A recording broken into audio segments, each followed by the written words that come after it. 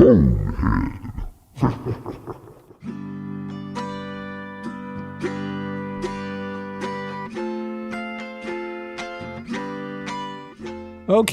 so I bought the DeWalt cheapo DW7451 compact table saw stand with no wheels. Some guys mentioned that they had trouble getting the holes on the underside of the saw to line up with the holes in the cheapo stand. And I did too, until I noticed that the upper sheet metal part was kind of bent, and I whacked it back into shape with a hammer. You gotta be careful, don't whack it too much, you're gonna make it worse. But I stacked some dumbbell weights on the floor in a couple piles, then set the stand upside down on top of it and whacked carefully in certain places until I got it squared up and shaped up again. Then the holes all lined up fine.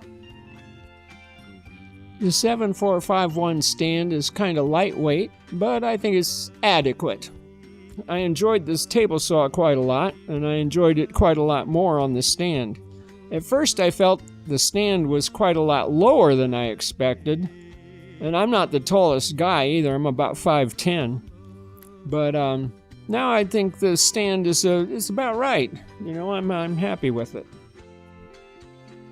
At first, when I needed to move the saw out to the garage, I'd get my wife to help me, which was kind of a nuisance for her.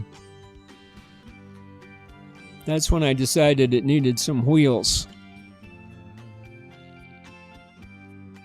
I paid a careful attention to the angle between the, what I'll call the leading legs. And that's the legs that are farther away from you when you're operating the saw. So the angle between the leading legs and the floor. And I designed a wheel bracket. And then I made a PDF pattern for the bracket. It's a little bit too big for a letter size sheet or an A4 sheet, so it goes on to 2 A4 sheets. So I made this pattern. I put the pattern into a PDF. If you want that PDF, you can download it using the QR code. To make use of the pattern, print out both sheets, then lap them together. Either glue them together or tape them together, making note of the alignment mark. I bought nice 4-inch neoprene wheels with ball bearings. So I designed brackets to fit these 4-inch wheels. I used plywood that's 2/3 of an inch thick. It's about 0.668 inches thick, and I ganged it up, so I used double thickness, so that's like 4/3 total.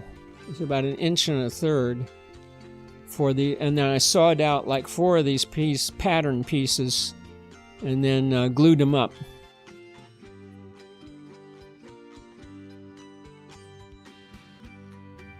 So the bottom edge of the pattern will be parallel to the floor. The trailing edge will follow the leg of the stand. The wheels need to be raised up off the floor slightly during regular use so that the saw is sitting firmly on the floor on all 4 legs. So I put a piece of 3/8 inch plywood on the floor and put the wheel on top of the plywood, so the plywood's serving as a spacer. So I put the wheel on top of this plywood, and then I clamp the bracket to the leg with the trailing edge of the bracket even with the edge of the leg. So the brackets with the pre-drilled holes serve as guides for boring holes through the legs.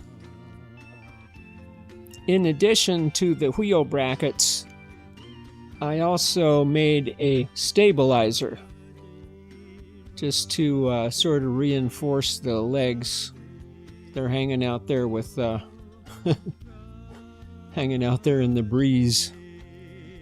So that's about a 3/8 inch piece of plywood cut as a stabilizer.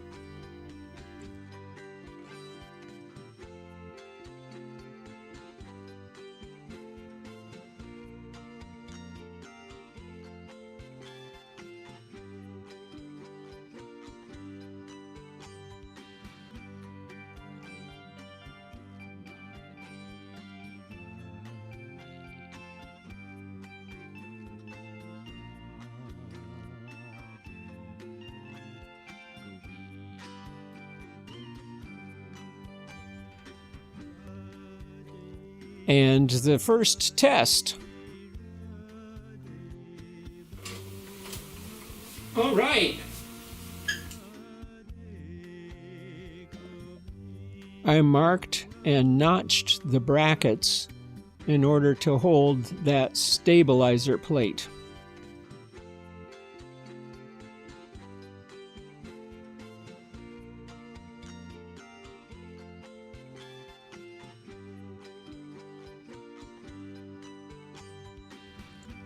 I sprayed the brackets and the plate black.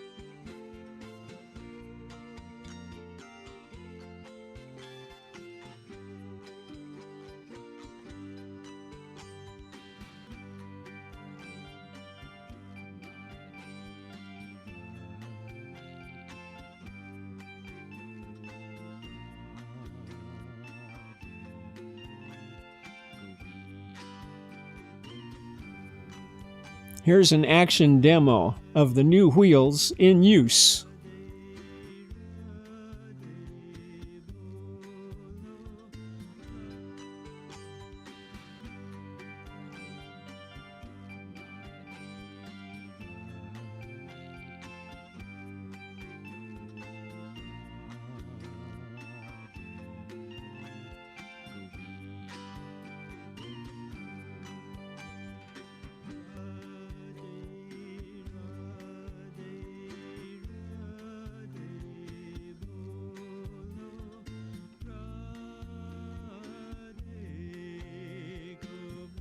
So, did the DeWalt 7451 need wheels? Yes, and now it's got them. And it's like having a whole nother wife. Well, not quite. But they're a big help. Anyway, thanks for watching.